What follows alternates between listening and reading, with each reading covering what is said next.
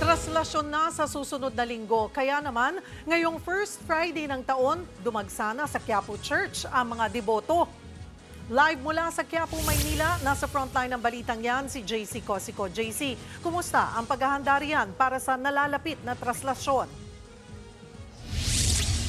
Cheryl, puspuso na nga yung paghahanda ng pamunuan ng simbahan para sa mismong pista sa January 9. Pero bago yan ay dumagsa nga yung mga tao rito para sa unang Friday Mass ng taon.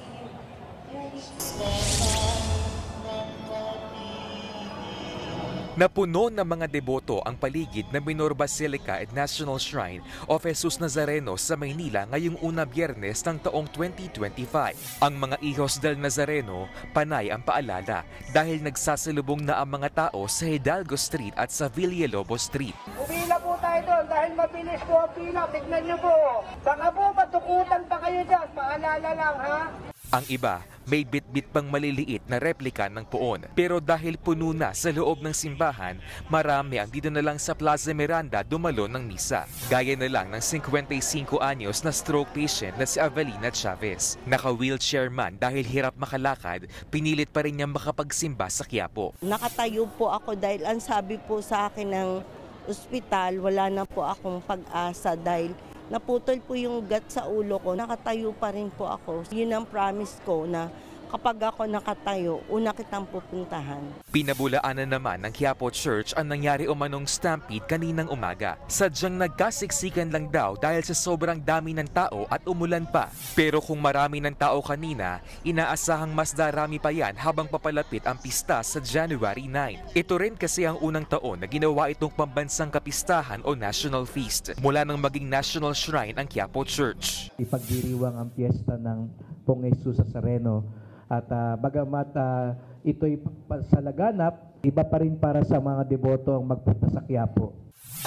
Isa sa highlight ng pista ang taunang traslasyon ng Jesus Nazareno. Walang binago sa ruta. Pero mas inayos ang disenyo ng andas na may glass enclosure kung saan nakalagay ang poon. Dinagdagan din ng exhaust fan at ventilation ang andas para may labasan ng init at hindi mag-moist ang salamin gaya ng nangyari noong isang taon na halos hindi na makita ang poon.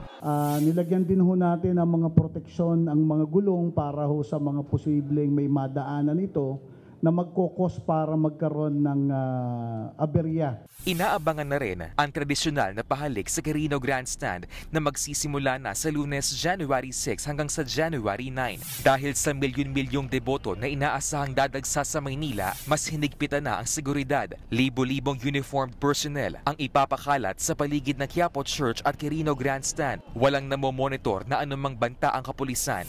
Magpapatupad din ng gun ban sa Maynila simula January 8 hanggang 11 dahil sa pista at liquor ban sa paligid ng Quiapo Church mula January 8 hanggang 10. May mga kalsada na rin na isasara simula alas 9 ng gabi ng January 8. Nanawagan naman ng Commission on Elections at pamunuan ng Quiapo Church sa mga politiko na huwag samantalahin ang kapistahan ng poon para mangampanya dahil may tamang panahon naman daw para rito. Cheryl, to be clear, January 7 yung start na pahalik sa Quirino Grandstand. Sa ngayon nga ay ongoing itong 6 p.m. Mass dito nga sa Quiapo Church at ito nga punong-puno po ng mga deboto itong Plaza Miranda. Doon po sa mga hahabol ay 8 p.m. yung huling misa rito ngayong araw. Balik sa inyo. Maraming salamat, JC Cosico. Samantala, kapapasok lamang pong balita, idiniklara ng special non-working day ang araw ng traslasyon sa Maynila sa January 9. Mga kapatid, Cheryl Cosim po, huwag maging huli at maging una sa lahat sa balitaan. Para sa tuloy-tuloy na talakayan sa Frontline, mag-follow at mag-subscribe sa social media pages ng News 5.